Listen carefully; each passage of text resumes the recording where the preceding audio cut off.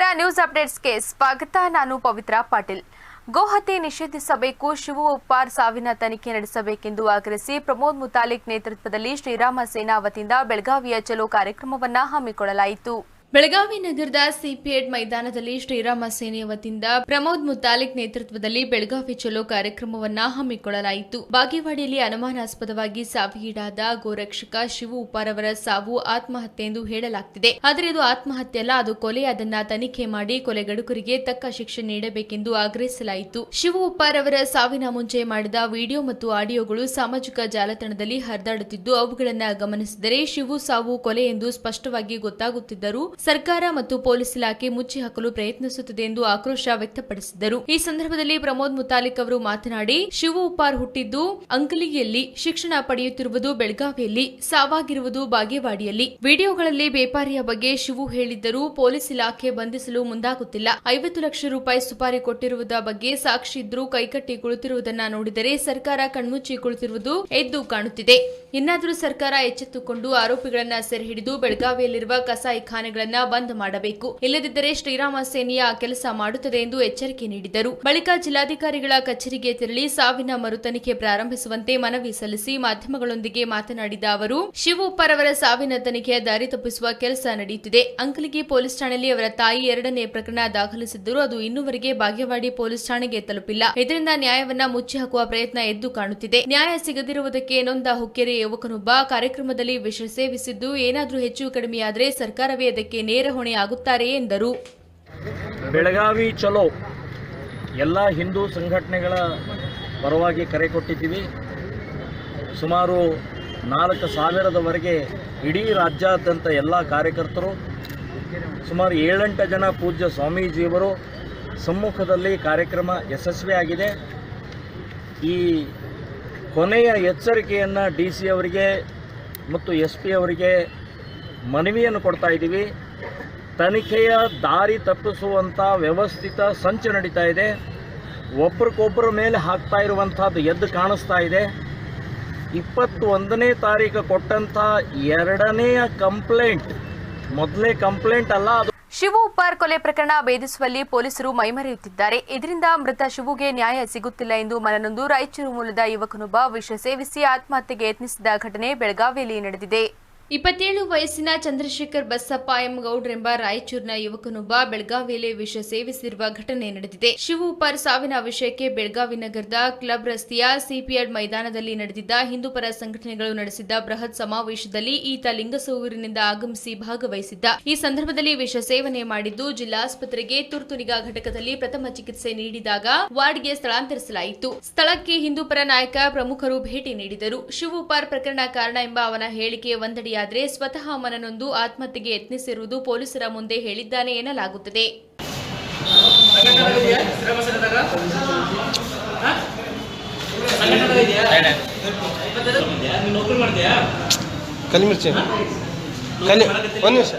ಸತತ ಮಳೆಯಿಂದ ಬೃಹತ್ ಮರವೊಂದು ಧರೆಗೆ ಉರುಳಿದ ಘಟನೆ ಹುಬ್ಬಳ್ಳಿಯ ಕಿಮ್ಸ್ ಆಸ್ಪತ್ರೆಯ ಹಿಂಭಾಗದಲ್ಲಿ ನಡೆದಿದೆ. ರಸ್ತೆ ಮೇಲೆ ಬೃಹತ್ ಮರ ಉರುಳಿ ಬಿದ್ದಿದ್ದು ಅದೃಷ್ಟವಶಾತ್ ಯಾವುದೇ ಹಾನಿ ಸಂಭವಿಸಿಲ್ಲ. ನಿತ್ಯ ಸಾವಿರಾರು ಜನರು ಹಾಗೂ ವಾಹನಗಳು ಓಡಾಡುವ ಜನನಿಬಿಡ ರಸ್ತೆಯಾಗಿದ್ದರೂ ಕೂಡ ಯಾರೂ ಇಲ್ಲದ ಸಮಯದಲ್ಲಿ ಮರ ಉರುಳಿ ಬಿದ್ದಿದ್ದು ಭಾರಿ ಅನಾಹುತ ತಪ್ಪಿದೆ. ಕಳೆದ ಕೆಲವು ದಿನಗಳಿಂದ ಅವಳಿ ನಗರದಲ್ಲಿ ನಿರಂತರವಾಗಿ ಮಳೆ ಸುರಿಯುತ್ತಿದೆ. ಇದರ ಪರಿಣಾಮ ಮರದ ಬೇರುಗಳು ಸಡಿಲವಾಗಿ ಮರ ಉರುಳಿ ಬಿದ್ದಿದೆ. ಇದರಿಂದ ಕೆಲ ವಿದ್ಯುತ್ ಕಂಬಗಳು ಬಾಗಿವೆ. ಪಾಲಿಕೆ ಸಿಬ್ಬಂದಿ ಹಾಗೂ ಹೆಸ್ಕಾಂ ಸಿಬ್ಬಂದಿ ಸ್ಥಳಕ್ಕೆ ಧಾವಿಸಿ ಮರ ತೆರವು ಕಾರ್ಯಾಚರಣೆ ನಡೆಸಿದರು.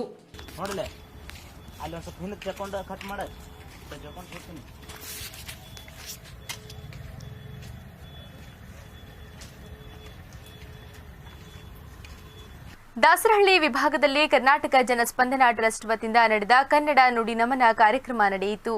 ಜನಸ್ಪಂದನ ಸಾಹಿತ್ಯ ಮತ್ತು ಸಾಂಸ್ಕೃತಿಕ ಬಳಗ ಪ್ರತಿಭಾ ಪುರಸ್ಕಾರ ಹಾಗೂ ಕವಿಗೋಷ್ಠಿ ಸಮಾರಂಭವು ಕನ್ನಡದ ಕಟ್ಟಾಳು ಸಾರಾ ಗೋವಿಂದ್ ಸಾರಥ್ಯದಲ್ಲಿ ಕಾಲ್ನಡಿಗೆಯಲ್ಲಿ ಜೈಕಾರದ ಮುಖಾಂತರ ಹನುಮಂತಪ್ಪ ಎಸ್ ಮೇಡ್ಗರ್ ಅವರ ನೇತೃತ್ವದಲ್ಲಿ ತುಂಬಾ ಸಮಾಜಮುಖಿಯಾಗಿ ಕಾರ್ಯಕ್ರಮ ಆಯೋಜನೆಗೊಂಡಿದ್ದವು. ಈ ಟ್ರಸ್ಟ್ ಪದಾಧಿಕಾರಿಗಳು, ರಾಜಕೀಯ ಮುಖಂಡರು, ವಿದ್ಯಾರ್ಥಿಗಳು, ಕವಿಗಳು, ವಿವಿಧ ಸಂಘ ಸಂಸ್ಥೆಗಳ ಅಧ್ಯಕ್ಷರುಗಳು, ಸಾರ್ವಜನಿಕರು ಭಾಗವಹಿಸಿ ಕಾರ್ಯಕ್ರಮವನ್ನು ಯಶಸ್ವಿಯಾಗಿ ನಡೆಸಿಕೊಟ್ಟರು.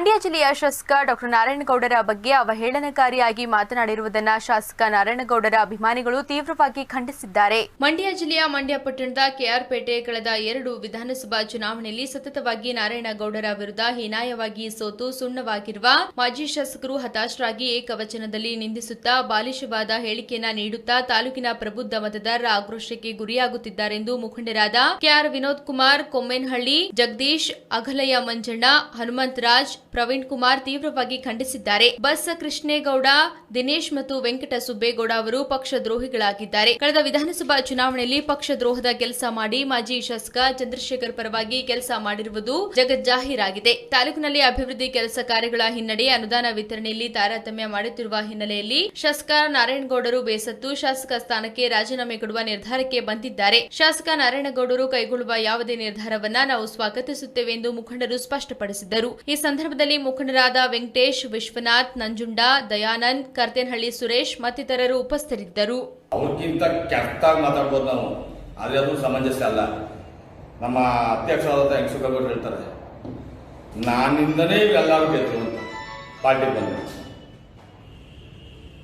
ಅವರಿಂದನೇ ಗೆದ್ದ ಮೇಲೆ ಇಡೀ ಎಲೆಕ್ಟೆಡ್ ಬಾಡಿ ಸಮೇತ ನಮ್ಮ ಸ್ಪೀಕರ್ ಸಾಹೇಬ್ ಜೊತೆ ಹೋದ್ರಲ್ಲ, ಇದೇ ತಾಲೂಕು ಅಧ್ಯಕ್ಷ ಯಾಕೆ ಗೆಲ್ಲಿಸಿಲ್ಲ ಸ್ಪೀಕರ್ ಕೃಷ್ಣಪ್ಪನನ್ನ? ಅವತ್ತು ನಿಮ್ಮ ಅಸ್ತಿತ್ವ ಇರ್ತಿಲ್ವಾ? ಈ ಬಾರಿ ನಾನು ಪಕ್ಷದ ನಿಷ್ಠಾವಂತ ಕಾರ್ಯಕರ್ತ ಅಂತ ಹೇಳ್ತಿರಲ್ಲ, ಒಬ್ಬರಿ ಬಿ ಫಾರಂ ಸಿ ಫಾರಂ ತಂದಾಗ ನೀವು ಎಲ್ಲಿದ್ರಿ? ನಾರಾಯಣಗೌಡರಿಗೆ ಬಿ ಫಾರಂ ಕೊಟ್ಟಾಗ ನೀವು ಯಾರ ಮನೇಲಿ ಇದ್ರಿ? ಅವತ್ತೆಲ್ಲ ನಿಮ್ಮ ಪಕ್ಷದ ನಿಷ್ಠೆ. ಇದೇ MLA ಎಲೆಕ್ಷನ್ ನೀವು 3 ಜನ ಯಾರು ಕೆಲಸ ಮಾಡಿದಿರಿ? ರೆಕಾರ್ಡ್ ವಿಡಿಯೋ ಸಮೇತ ಇದೆಲ್ಲ ಕೆಲವು. ಇದೇ ನಿಮ್ಮ ಪಕ್ಷದ ನಿಷ್ಠೆನಾ? ನಾವು ಹೆತ್ತು ತಾಯಿ ಇದ್ದಂಗೆ ಅಂತ ನೀವು ಹೆತ್ತವನ್ನು ನಾಡಿ ವಿಚಾರಕ್ಕೂ ಬೇಸಾಕಿಲ್ಲ. ಈ ಮಟ್ಟಕ್ಕೆ ಹಿಂದೆ ಒಂದು ಮುಂದೆ ಒಂದು ಮಾತಾಡೋದು. ನೇರ ಬನ್ನಿ ಕುತ್ಕೊಳ್ಳಿ ಚರ್ಚೆಗೆ. ನೀವು ಪಕ್ಷಕ್ಕೆ ಏನ್ ಮಾಡಿದ್ರಿ, ನಾವು ಪಕ್ಷಕ್ಕೆ ಏನ್ ಮಾಡಿದೀವಿ? ನಾರಾಯಣಗೌಡ ಪಕ್ಷ ಕಟ್ಟಿದಾರ, ನೀವು ಪಕ್ಷ ಕಟ್ಟಿದ್ದೀರಾ? ಪರ್ಸೆಂಟೇಜ್ ನೀವ ಇಲ್ಲ ನಾರಾಯಣಗೌಡ? ಮುಖಾಮುಖಿ ಬನ್ನಿ ಚರ್ಚೆಗೆ. ನೀವು ಯಾರ್ಯಾರ ಕೈ ಹೋಗಿದ್ರಿ ನಮ್ಮ ಹತ್ರ ದಾಖಲಾತಿ ಕೊಡ್ತೀವಿ. ಈ ಪುರಸಭೆ ಎಲೆಕ್ಷನ್ ಅಲ್ಲಿ ಯಾರ್ಯಾರ ಮನೆ ಹಾಳು ಮಾಡಿದಿರಿ, ಎಷ್ಟು ಜನ ತೆಗ್ದಿದ್ದೀರಿ, ಅದು ದಾಖಲಾತಿ ಇದೆ. ಒಂದೇ ವಾರ್ಡ್ ಕೆಲಸ ಮಾಡಿದ್ದೀವಿ. ಇದಕ್ಕೆ ಮುಂಚೆ ನಮ್ಮ ಅಪ್ಪ ತಾಲೂಕು ಪಾರ್ಟಿ ಪ್ರೆಸಿಡೆಂಟ್ ಆಗಿ ಕೆಲಸ ಮಾಡಿದ್ದಾರೆ. ಅದಕ್ಕೆ ಮುಂಚೆ ನಮ್ಮ ತಾತನ ಪಕ್ಷ ಕೆಲಸ ಮಾಡಿದ್ದಾರೆ. ಸತತವಾಗಿ ಇತಿಹಾಸ ಇರ್ತಕ್ಕಂಥ ಪಕ್ಷದ ಕಾರ್ಯಕರ್ತರ ಕುಟುಂಬ ನಮ್ಮದು. ನಾನು 1987ರಲ್ಲಿ ನಮ್ಮ ಮಾವ ಪಟೇಲ್ ಚಂದ್ರವರು ಪ್ರೆಸಿಡೆಂಟ್ ಆದಾಗ ಕಾರ್ಯಕರ್ತರಾಗಿ ಈ ಪಕ್ಷಕ್ಕೆ ಸೇರ್ಪಡೆ ಮಾಡಿ ಕಾರ್ಯಕರ್ತರ ಕೆಲಸ ಮಾಡಿದ್ದೀನಿ. 1984ರಲ್ಲಿ ಬಂದ ಯಾರೋ ದೇವರಾಜ ಈ ಸೆಕ್ರೆಟರಿ ಪೋಸ್ಟ್ ಈ ತಾಲೂಕಲ್ಲಿ, ನಾನು ಅವರಿಗೆ 10 ವರ್ಷ ಸೀನಿಯರ್ ಪಾರ್ಟಿಗೆ ಒಂದು ಸೆಕ್ರೆಟರಿ ಪೋಸ್ಟ್ ತಂದು ದೇವಗೌಡ ಬನ್ನಿ ಚಾಡಿಯ ನೀಡಲಾಗಿದೆ. ಅವ್ರು ಧೂಮಾದಲ್ಲಿ ನಮ್ಮ ಪಕ್ಷ ಒಂದ್ಸರಿನೂ ಓಟ್ ಆಗಿದೆ. ಅವ್ನು ನಿಂತಾಗ ಮಾತ್ರ 99ರಲ್ಲಿ ಅವ್ನು ಒಂದು ಓಟ್ ಹಾಕೊಂಡ್ರೆ ಇದುವರೆಗೂ ಒಂದ್ಸತಿ ಓಟ್ ಆಗಿದೆ. ನೆನ್ನೆ ಪ್ರೆಸ್ ಮಾಡೋಲ್ಲ ವೆಂಕಟಸುಬ್ಬವರು ಒಂದು ಯಾವಾಗ ಓಟ್ ಹಾಕಿದ್ರು ಕೇಳಿದ್ರು. ಕಿಷ್ಟಪ್ಪನ ಪರ ಮಾಡಿದ್ರು, ಹಿಂದೆ ಪ್ರಕಾಶಪ್ಪನ ಪರ ಮಾಡಿದ್ರು, ಈಗ ಕಾಂಗ್ರೆಸ್ ಮಾಡಿದ್ರು. ಅವ್ರು ಯಾರೋ ರಾಜವಲ್ಲಿ ನನ್ನ ಮನೆ ನಮ್ಮ ಪಕ್ಷಕ್ಕೆ ಬರ್ತಾರೆ ಸ್ಮಗ್ಲರ್ ಅವರು ದೇವರ ಮನೆ ಚಾಡಿ ಹೇಳ್ತಾರೆ. ಅವ್ರ ಇತಿಹಾಸ ಕೇಳ್ತಾರೆ. ರಾಮನಗರದ ಐಜೂರು ವೃತ್ತದಲ್ಲಿ ಔರತ್ಕರ್ ವರದಿ ಜಾರಿಯಾಗಲೇಬೇಕೆಂದು ಒತ್ತಾಯಿಸಿ ಕರುನಾಡ ಕನ್ನಡಿಗರ ವೇದಿಕೆಯಿಂದ ಮಾನವ ಸರಪಳಿ ನಿರ್ಮಿಸಿ ಪ್ರತಿಭಟನೆ ನಡೆಸಿದರು. ಸರ್ಕಾರದ ಮುಖ್ಯ ಕಾರ್ಯದರ್ಶಿಗಳಿಗೆ ಅಥವಾ ರಾಜ್ಯಪಾಲರಿಗೆ ತಲುಪಿಸಲು ಮಾನ್ಯ ಜಿಲ್ಲಾಧಿಕಾರಿ ಅವರಿಗೆ ಮನವಿ ಸಲ್ಲಿಸಲಾಯಿತು. ಈ ಸಂದರ್ಭದಲ್ಲಿ ಲೀಲಾ, SM, ಶಿಶಿರ್ ಚಂದ್ರ, ಹನೀಫ್, ಇತರ ರೈತಪರ ಸಂಘಟನೆಯ ಮುಖಂಡರು ಎಲ್ಲರೂ ಭಾಗವಹಿಸಿದ್ದರು.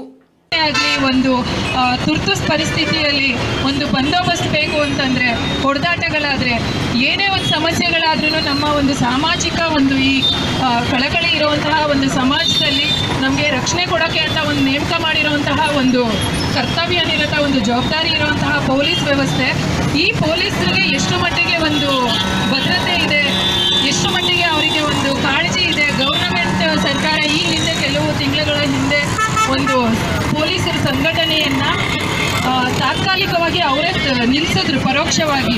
ಆದರೆ ಅಲ್ಲೂ ಅವರಿಗೊಂದು ನ್ಯಾಯ ಸಿಗಲಿಲ್ಲ.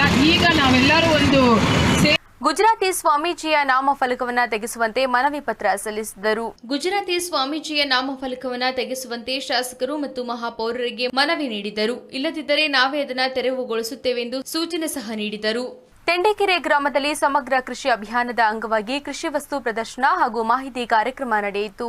ಮಂಡ್ಯ ಜಿಲ್ಲೆಯ ಮಂಡ್ಯ ಪಟ್ಟಣ ತೆಂಡೇಕೆರೆ ಜಿಲ್ಲಾ ಪಂಚಾಯಿತಿಯ ಕೃಷಿ ಕೈಗಾರಿಕಾ ಸ್ಥಾಯಿ ಸಮಿತಿ ಅಧ್ಯಕ್ಷ ಎಚ್ಟಿ ಮಂಜು ಮಾತನಾಡಿ, ರೈತರು ವೈಜ್ಞಾನಿಕವಾಗಿ ಬೇಸಾಯ ಮಾಡಿ ಹೆಚ್ಚಿನ ಇಳುವರಿಯನ್ನು ಪಡೆಯಬೇಕು. ಏಕಬೆಳೆಯ ಪದ್ಧತಿಯನ್ನ ಅನುಸರಿಸದೆ ಮಿಶ್ರ ಬೆಳೆ ಪದ್ಧತಿಯನ್ನು ಅನುಸರಿಸಿ ಹೆಚ್ಚಿನ ಲಾಭ ಗಳಿಸುವ ಮೂಲಕ ಕೃಷಿಯನ್ನ ಲಾಭದಾಯಕ ಉದ್ಯಮವನ್ನಾಗಿಸಿಕೊಳ್ಳಬೇಕೆಂದು ಮಂಜು ಕರೆ ನೀಡಿದರು. ತಾಲೂಕು ಪಂಚಾಯಿತಿಯ ಸದಸ್ಯೆ ಸುಶೀಲಮ್ಮ, ತೆಂಡೇಕೆರೆ ಗ್ರಾಮ ಪಂಚಾಯಿತಿ ಅಧ್ಯಕ್ಷೆ ಜಯಮ್ಮ, ಎಪಿಎಂಸಿ ಅಧ್ಯಕ್ಷ ನಾಗರಾಜೇಗೌಡ, ತಾಲೂಕು ಪಂಚಾಯಿತಿಯ ಸ್ಥಾಯಿ ಸಮಿತಿ ಮಾಜಿ ಅಧ್ಯಕ್ಷ ವಿಜಯಕುಮಾರ್, ತಾಲೂಕು ಸಹಾಯಕ ಕೃಷಿ ನಿರ್ದೇಶಕ ಟಿಎಸ್ ಮಂಜುನಾಥ್, ಕೃಷಿ ಅಧಿಕಾರಿಗಳಾದ ಜಯಶಂಕರ್ ಆರಾಧ್ಯ, ಎಸ್ಕೆ ಸತೀಶ್ ಚಂದ್ರ, ಶ್ರೀಧರ್, ಗ್ರಾಮ ಪಂಚಾಯಿತಿಯ ಸದಸ್ಯರಾದ ರಮೇಶ್, ಯಶೋ ಜಿಲ್ಲೆಧರ್, ಜಿಲ್ಲಾ ಪಂಚಾಯತ್ ಮಾಜಿ ಸದಸ್ಯೆ ನಾಗರತ್ನಮ್ಮ, ಸುಬ್ಬಣ್ಣ ಸೇರಿದಂತೆ ನೂರಾರು ಮಹಿಳೆಯರು ಕೃಷಿ ಅಭಿಯಾನ ಪ್ರಚಾರ ಕಾರ್ಯಕ್ರಮದಲ್ಲಿ ಭಾಗವಹಿಸಿದ್ದರು.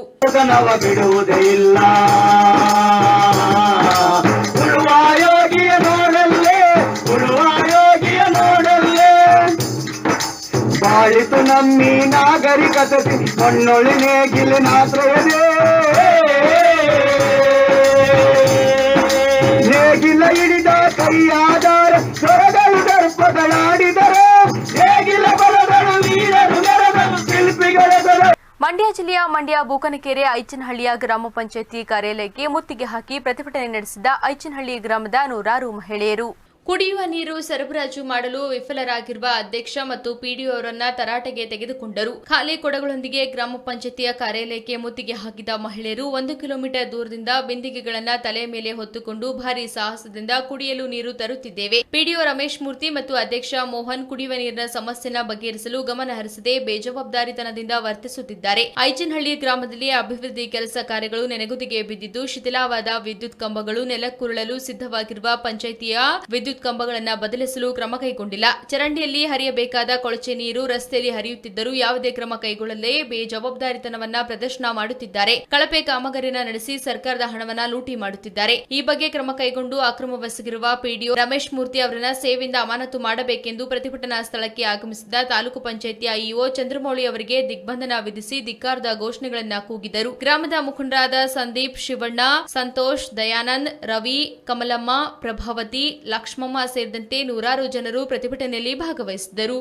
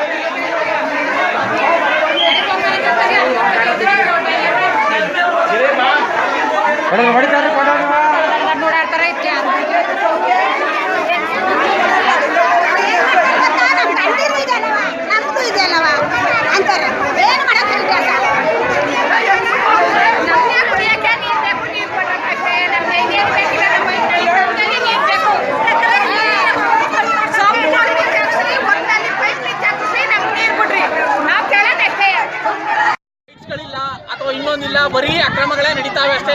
ಏನು ಒಳ್ಳೇದಂತೂ ಆಯ್ತಾ ಇಲ್ಲ. ಎಲ್ಲ ಬರೀ ಬೇಸಿಕ್ ನೀರು ಕೊಡಕ್ಕಾಗ್ತಾ ಇಲ್ಲ ಅವ್ರಿಗೆ. ಬರೀ ಬೇಸಿಕ್ ಫಂಡಮೆಂಟಲ್ಸ್ ನಮಗೆ ನೀರು ಕೊಡಕ್ಕಾಗ್ತಾ ಇಲ್ಲ ಇವರು. ಹಂಗಾಗಿ ತುಂಬಾ ಈಗ ಉಗ್ರವಾದ ಹೋರಾಟ ಮಾಡಬೇಕು ಅನ್ನೋ ಪ್ಲಾನ್ ಇದೆ ಸರ್ ನಮ್ದು. ನೆಕ್ಸ್ಟ್ ಈಗ ಒಂದು ನಿಮಿಷ ಮಾತಾಡುವ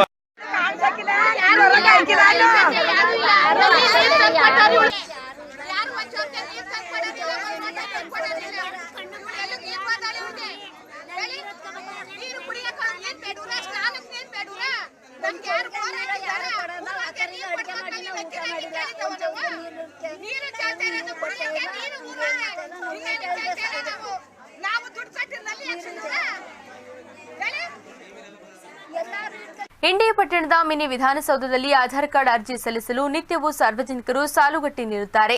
ಆದರೂ ಸಂಬಂಧಪಟ್ಟ ಅಧಿಕಾರಿಗಳು ಕ್ಯಾರೆ ಎನ್ನುತ್ತಿಲ್ಲ ಎಂಬ ಆರೋಪ ಕೇಳಿಬಂದಿದೆ. 84 ಗ್ರಾಮಗಳಿಗೆ ಒಂದೇ ಆಧಾರ್ ಕಾರ್ಡ್ ತೆಗೆಯುವ ಕೌಂಟರ್. ಶಾಲಾ ಕಾಲೇಜು ಪ್ರಾರಂಭವಾಗಿ ಪ್ರತಿಯೊಂದಕ್ಕೆ ಸರ್ಕಾರಿ ಕೆಲಸಕ್ಕೆ ಆಧಾರ್ ಕಾರ್ಡ್ ಕಡ್ಡಾಯವಾಗಿದ್ದು ನಿತ್ಯವೂ ಮಕ್ಕಳು ನಸುಕಿನಲ್ಲಿಯ ತಮ್ಮ ಗ್ರಾಮ ತೊರೆದು ಬಂದು ಸಾಯಂಕಾಲದವರೆಗೂ ನಿಂತರೂ ಯಾವುದೇ ಪ್ರಯೋಜನವಿಲ್ಲ.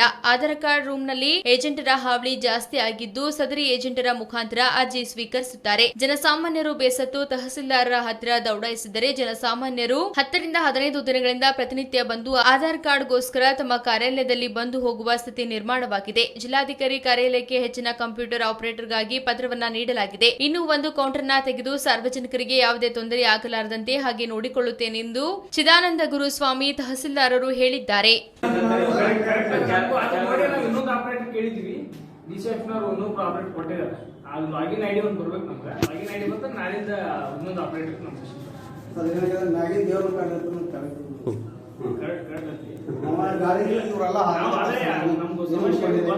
ಇನ್ನೊಂದು ಆಪರೇಟರ್ ಕೇಳಿದ್ವಿ ನಾವು, ಆಲ್ರೆಡಿ ಒಬ್ರು ಕೊಟ್ಟಿದ್ದಾರೆ.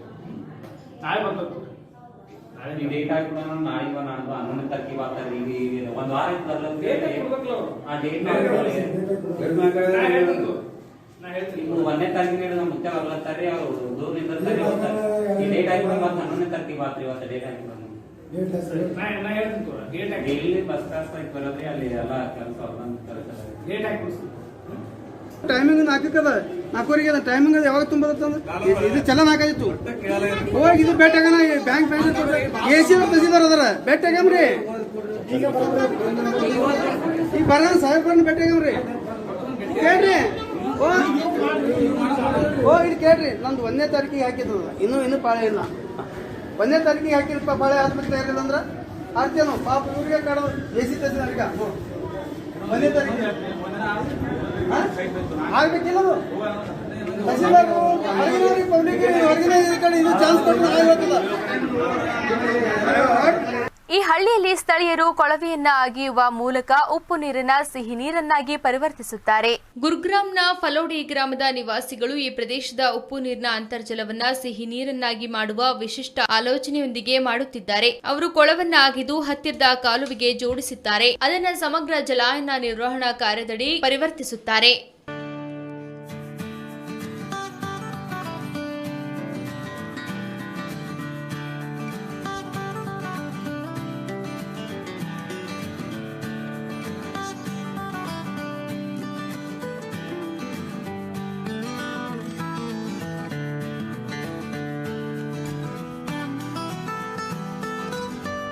ಎರಡ್ 2019 ವಿಶ್ವಕಪ್ ಸೆಮಿಫೈನಲ್ ಹಂತ ತಲುಪಿದೆ.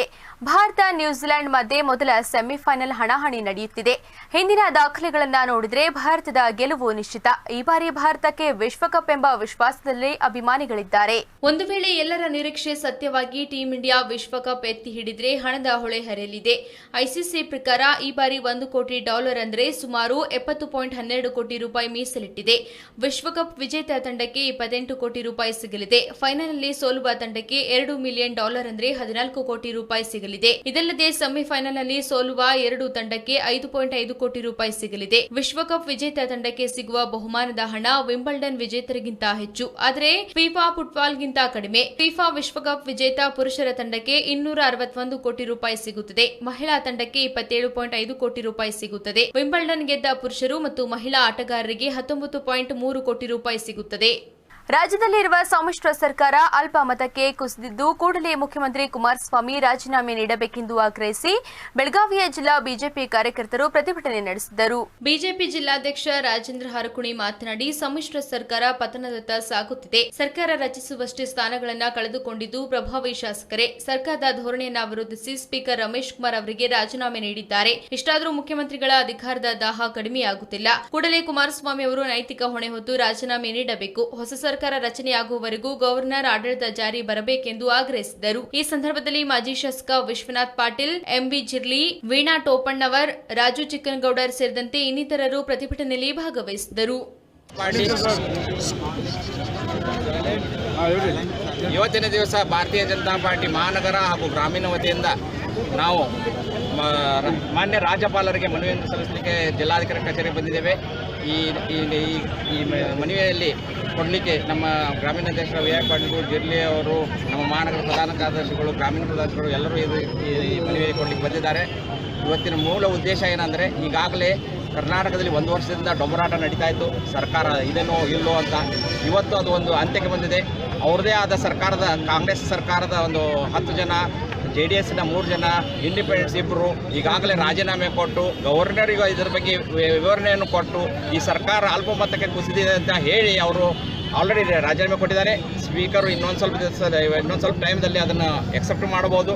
ಅದನ್ನು ಮಾಡದೇ ಹೋದ್ರೂ ಈಗ ಗವರ್ನರ್ ನಾವು ಇಷ್ಟೇ. ಬಿಜೆಪಿ ಪಕ್ಷವು ಮೈತ್ರಿ ಪಕ್ಷದ ಶಾಸಕರಿಗೆ ಆಮಿಷಗಳನ್ನು ನೀಡಿ ಕುದುರೆಯ ವ್ಯಾಪಾರಕ್ಕೆ ಕುಮ್ಮಕ್ಕು ನೀಡುತ್ತಿದ್ದಾರೆ ಎಂದು ಆರೋಪಿಸಿ ಕಾಂಗ್ರೆಸ್ ಪಕ್ಷದವರು ಪ್ರತಿಭಟನೆ ನಡೆಸಿದರು. ಕಲಬುರಗಿ ನಗರದ ಅನ್ನಪೂರ್ಣ ಕ್ರಾಸ್ ಬಳಿ ಜಿಲ್ಲಾ ಕಾಂಗ್ರೆಸ್ ಪಕ್ಷದ ಮುಖಂಡರು ರಸ್ತೆ ತಡೆ ನಡೆಸಿದರು. ಪ್ರತಿಭಟನೆಯನ್ನು ಉದ್ದೇಶಿಸಿ ಪಕ್ಷದ ಜಿಲ್ಲಾಧ್ಯಕ್ಷ ಜಗದೇವ್ ಗುತ್ತೇದಾರ್ ಮಾತನಾಡಿ, ರಾಜ್ಯದಲ್ಲಿ ಪ್ರಸ್ತುತ ರಾಜಕೀಯ ವಿದ್ಯಮಾನಗಳು ಬಿಜೆಪಿ ಪಕ್ಷದ ಕುಮ್ಮಕ್ಕಿನಿಂದ ನಡೆಯುತ್ತಿರುವುದರಿಂದ ಸಾಂವಿಧಾನಿಕ ರೀತಿಯಲ್ಲಿ ಬಿಜೆಪಿ ಪಕ್ಷವು ನಮ್ಮ ಶಾಸಕರುಗಳಿಗೆ ಆಮಿಷವನ್ನ ಒಡ್ಡಿ ಕುದುರೆಯ ವ್ಯಾಪಾರಕ್ಕೆ ಕುಮ್ಮಕ್ಕು ನೀಡುತ್ತಿರುವುದು ಆಪರೇಷನ್ ಕಮಲ ಮಾಡುವುದು ಜಗಜ್ಜಾಹೀರವಾಗಿದೆ. ಬಿಜೆಪಿ ಪಕ್ಷದ ಅಸಂವಿಧಾನಿಕ ಮತ್ತು ಪ್ರಜಾಪ್ರಭುತ್ವದ ಕಗ್ಗೊಲೆಯನ್ನ ಖಂಡಿಸಿ ಪ್ರತಿಭಟನೆ ನಡೆಸಲಾಗುತ್ತಿದೆ ಎಂದು ಹೇಳಿದರು. ಸಮ್ಮಿಶ್ರ ಸರ್ಕಾರವನ್ನು ಅಸ್ಥಿರಗೊಳಿಸಲು ಬಿಜೆಪಿಯ ಮುಖಂಡರು, ಬಿಜೆಪಿಯ ರಾಜ್ಯಾಧ್ಯಕ್ಷರು ಮತ್ತು ರಾಷ್ಟ್ರೀಯ ಅಧ್ಯಕ್ಷರು ಇದು 5 ಬಾರಿ ಕುದುರೆ ವ್ಯಾಪಾರ ಮಾಡಲಿಕ್ಕೆ ಹೋಗಿ 5 ಬಾರಿ ಫೇಲ್ ಆಗಿದ್ದಾರೆ. ಹೀಗೆ ಮತ್ತೆ ಅದೇ ಕೆಲಸಕ್ಕೆ ಮತ್ತೆ ಸ್ಟಾರ್ಟ್ ಮಾಡಿದ್ದಾರೆ. ಇದಕ್ಕೆ ನಾವು ಖಂಡಿಸ್ತೇವೆ. ಯಾಕೆಂದರೆ ನಮ್ಮ 13 ಶಾಸಕರನ್ನು ಖರೀದಿಸಲು ಪ್ರಯತ್ನ ಮಾಡಿ ನಮ್ಮ ಸರ್ಕಾರವನ್ನು ಅಸ್ಥಿರಗೊಳಿಸಿ ಅವರು ಸ್ಪೆಷಲ್ ಫ್ಲೈಟ್ಲಿಂದ ಬಾಂಬೆಗೆ ಕರೆದುಕೊಂಡು ಹೋಗಿದ್ದಾರೆ ನಮ್ಮ ಶಾಸಕರಿಗೆ. ಇದನ್ನು ನಾವು ತೀವ್ರವಾಗಿ ಖಂಡಿಸುತ್ತೇವೆ. ಏಕೆಂದರೆ ಅಸಂವಿಧಾನಿಕ ಮತ್ತು ಈ ಪ್ರಜಾಪ್ರಭುತ್ವದ ವಿರೋಧಿ ಬಿಜೆಪಿ ಏನು ಮಾಡ್ತಾ ಇದೆ ಸಂವಿಧಾನ. ಸಮ್ಮಿಶ್ರ ಸರ್ಕಾರ ಆಡಳಿತಕ್ಕೆ ಬಂದಾಗಿನಿಂದ ಬಿಜೆಪಿಯು ಆಪರೇಷನ್ ಕಮಲದ ದುಸ್ಸಾಹಸಕ್ಕೆ ಕೈ ಹಾಕುತ್ತಲೇ ಇದೆ. ಇದನ್ನ ಕೈಬಿಟ್ಟು ವಿರೋಧ ಪಕ್ಷದಲ್ಲಿ ಕುಳಿತು ಉತ್ತಮ ಆಡಳಿತ ನಡೆಸಲಿ ಎಂದು ಬೆಳಗಾವಿಯ ಕಾಂಗ್ರೆಸ್ ಜಿಲ್ಲಾಧ್ಯಕ್ಷ ವಿನಯ್ ನಾವಲಗಟ್ಟಿ ಆಕ್ರೋಶ ವ್ಯಕ್ತಪಡಿಸಿದ್ದಾರೆ. ಬೆಳಗಾವಿ ನಗರದ ಸಂಗೊಳ್ಳಿ ರಾಯಣ್ಣ ವೃತ್ತದಲ್ಲಿ ಪ್ರತಿಭಟನೆ ನಡೆಸಿ ಬಿಜೆಪಿಯು ಆಪರೇಷನ್ ಕಮಲವನ್ನ ಕೈಬಿಡಬೇಕು, ಸಮ್ಮಿಶ್ರ ಸರ್ಕಾರ ಜನಪರ ಆಡಳಿತ ನೀಡಲು ಅಡ್ಡಿಯಾಗದೆ ವಿರೋಧ ಪಕ್ಷವು ನೈತಿಕತೆಯನ್ನು ಉಳಿಸಿಕೊಳ್ಳಬೇಕು, ಕಮಲಪಾಳ್ಯದ ರಾಷ್ಟ್ರೀಯ ನಾಯಕರ ಪ್ರಜಾಪ್ರಭುತ್ವವನ್ನ ಪಕ್ಕಕ್ಕಿಟ್ಟು ಕರ್ನಾಟಕದಲ್ಲಿ ಸರ್ಕಾರ ರಚನೆಗೆ ಪ್ರಯತ್ನಿಸುತ್ತಿದ್ದಾರೆ. ಇದು ಜನಪರ ಆಡಳಿತಕ್ಕೆ ವಿರುದ್ಧವಾದದ್ದು ಎಂದು ಬಿಜೆಪಿ ವಿರುದ್ಧ ಹರಿಹಾಯ್ದರು. ಬೆಳಗಾವಿ ಕಾಂಗ್ರೆಸ್ ಅಧ್ಯಕ್ಷ ವಿನಯ್ ನಾವಲಗಟ್ಟಿ ಮಾತನಾಡಿ, ಬಿಜೆಪಿಯು ನೈತಿಕತೆಯನ್ನ ಮರೆತು ಸಮ್ಮಿಶ್ರ ಸರ್ಕಾರವನ್ನ ಪತನಗೊಳಿಸಲು ಪ್ರಯತ್ನಿಸುತ್ತಲೇ ಇದೆ. ಮೈತ್ರಿ ಸರ್ಕಾರ ರಚನೆ ಆದಾಗಿನಿಂದಲೂ ಅದನ್ನ ಕೆಡವಲು 5-6 ಬಾರಿ ವಾಮಮಾರ್ಗ ತುಳಿದು ವಿಫಲರಾಗಿದ್ದಾರೆ. ಇಷ್ಟಾದರೂ ಯಡಿಯೂರಪ್ಪ, ಮೋದಿ, ಅಮಿತ್ ಶಾ ಎಚ್ಚೆತ್ತುಕೊಳ್ಳಲಿಲ್ಲ. ಮುಂದಿನ ಚುನಾವಣೆಯಲ್ಲಿ ಬಹುಮತ ತೋರಿಸಿ ಅಧಿಕಾರ ನಡೆಸಲಿ. ಈ ಬಾರಿ ಇರುವ ಸರ್ಕಾರಕ್ಕೆ ಉತ್ತಮ ಆಡಳಿತ ನಡೆಸಲು ಬಿಡಲಿ ಎಂದು ಆಕ್ರೋಶ ವ್ಯಕ್ತಪಡಿಸಿದರು. ಜೆಡಿಎಸ್ ಸಮ್ಮಿಶ್ರ ಸರ್ಕಾರ ಪ್ರಾರಂಭ ಆಯಿತು, ಅವಾಗಿನಿಂದ ಬಿಜೆಪಿ ಅವರಿಗೆ ಅದನ್ನ ಅರಿಯಿಸಿಕೊಳ್ಳಲಿಕ್ಕೆ ಆಗ್ತಾ ಇಲ್ಲ. ಆ ಪಕ್ಷದ ನಾಯಕರು ವಿರೋಧ ಪಕ್ಷದಲ್ಲಿ ಉಳಿದುಕೊಳ್ಳಲಿಕ್ಕೆ ಅವರು ಚಡ್ಪಡಿಸ್ತಾ ಇದ್ದಾರೆ. ಕೇವಲ ಯಾವ್ದಾದ್ರು ಒಂದು ವಾಮ್ ಮಾರ್ಗ ಹುಡುಕಾಡಿ ಅನೈತಿಕತೆಯನ್ನ ದಾರಿಯನ್ನಾದ್ರೂ ತುಳಿದು ಒಟ್ಟು ಹೆಂಗಾದ್ರೂ ಮಾಡಿ ಈ ಸರ್ಕಾರವನ್ನು ಪತನಗೊಳಿಸಿ ತಾವು ಅಧಿಕಾರಕ್ಕೆ ಬರಬೇಕಂತ ಹೇಳಿ ಅಭ್ಯರ್ಥಿ ಅವರಲ್ಲಿದೆ.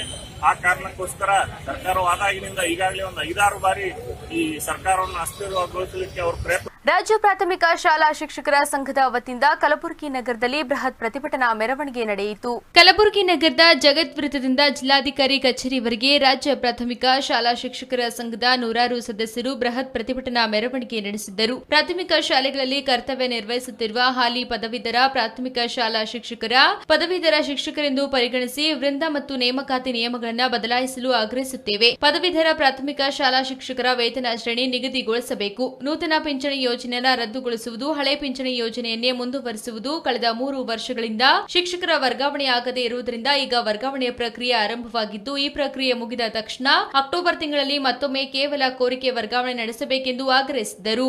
ಸಂಘ ಇವತ್ತು ರಾಜ್ಯ ಸಂಘದ ನಿರ್ದೇಶನದಂತೆ ಜಿಲ್ಲಾ ಕಾರ್ಯಕಾರಿ ಸಮಿತಿಯ ಸಭೆಯ ನಿರ್ದೇಶನದಂತೆ ಸುಮಾರು 7-8 ಬೇಡಿಕೆಗಳನ್ನು ಪ್ರಮುಖವಾಗಿರ್ತಕ್ಕಂಥ ಮತ್ತು ನ್ಯಾಯಯುತವಾಗಿರ್ತಕ್ಕಂಥ ಬೇಡಿಕೆಗಳನ್ನು ಮುಂದಿಟ್ಟುಕೊಂಡು ಇಡೀ ಕರ್ನಾಟಕ ರಾಜ್ಯದ 34 ಶೈಕ್ಷಣಿಕ ಜಿಲ್ಲೆಗಳಲ್ಲಿ ನಮ್ಮ ಬೇಡಿಕೆಗಳನ್ನು ಈಡೇರಿಸಬೇಕು ಅಂತಕ್ಕಂಥ ನಿಟ್ಟಿನಲ್ಲಿ ಸರ್ಕಾರದ ಮೇಲೆ ಒತ್ತಡ ತರಬೇಕು ಅಂತಕ್ಕಂಥ ನಿಟ್ಟಿನಲ್ಲಿ ರಾಜ್ಯದ ಎಲ್ಲಾ ಶಾಲೆಗಳನ್ನು ಬಂದ್ ಮಾಡಿ ಎಲ್ಲಾ ಶಿಕ್ಷಕರು ಪಾಲ್ಗೊಳ್ಳುವ ಮೂಲಕ ನಮ್ಮ ನ್ಯಾಯಯುತ ಬೇಡಿಕೆಗಳಿಗಾಗಿ ಇವತ್ತು ನಗರದಲ್ಲಿ ನಾವೆಲ್ಲ ಇವತ್ತು ಬೃಹತ್ ಪ್ರತಿಭಟನಾ ಮೆರವಣಿಗೆ ನಡೆಯಿತು. ನಾವು 2016ರಲ್ಲಿ ತನ್ವೀರ್ ಸೇಠ್ ಅವರು ಮುಖ್ಯಮಂತ್ರಿ ಆಗಿದ್ದಾಗಲೇ ರೂಲ್ ಬಂದಾಗ ನಾವು ಹೋಗಿ ಎಲ್ಲರೂ ರಿಕ್ವೆಸ್ಟ್ ಕೊಟ್ಬಿಟ್ಟು ಬಂದ್ವಿ.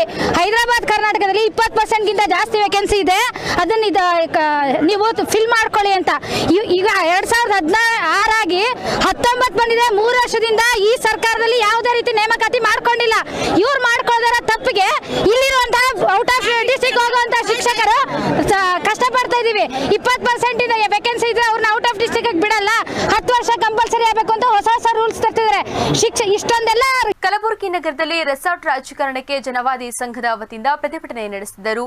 ಜನ ಭೀಕರ ಬರಗಾಲದಿಂದ ತತ್ತರಿಸಿದ್ದಾರೆ. ಮಹಿಳೆಯರು, ಮಕ್ಕಳ ಮೇಲೆ ಅತ್ಯಾಚಾರ, ದೌರ್ಜನ್ಯಗಳು ಅವ್ಯಾಹತವಾಗಿ ನಡೆಯುತ್ತಿದೆ. ಬೆಲೆ ಏರಿಕೆ, ನಿರುದ್ಯೋಗ, ಹೊಸ ರೋಗಗಳಿಂದ ಜನ ಪರದಾಡುತ್ತಿರುವಾಗ ಜನರ ಸಂಕಷ್ಟಕ್ಕೆ ನೆರವಾಗಲು ತಾಯಿಯಂತೆ ಧಾವಿಸಬೇಕಿದ್ದ ಶಾಸಕರು ತಮ್ಮದೇ ಸರ್ಕಾರವನ್ನ ಅಭದ್ರಗೊಳಿಸಲು ಮುಂದಾಗಿರುವುದು ಖಂಡಿಸಿದರು. ಭೀಕರ ಬರಗಾಲ, ಕುಡಿಯುವ ನೀರಿಗೂ ತತ್ವಾರ, ಜಾನುವಾರುಗಳು ಸಾಯುತ್ತಿವೆ. ಕೈಕೊಟ್ಟ ಮುಂಗಾರಿನಿಂದ ರೈತರು ಕಂಗಾಲಾಗಿದ್ದಾರೆ. ಆದರೆ ಇದ್ಯಾವುದು ತಮಗೆ ಸಂಬಂಧವೇ ಇಲ್ಲವೆಂಬಂತೆ ಸಚಿವ ಸ್ಥಾನಕ್ಕಾಗಿ ಹಂಬಲಿಸಿ ತಮ್ಮದೇ ಸರ್ಕಾರವನ್ನ ಬೀಳಿಸಿ ಹೊರಟ ಶಾಸಕರನ್ನ ಮತದಾರರು ತರಾಟೆಗೆ ತೆಗೆದುಕೊಳ್ಳುವ ಹೊತ್ತು ಇದು ಎಂದು ಆಕ್ರೋಶ ವ್ಯಕ್ತಪಡಿಸಿದರು.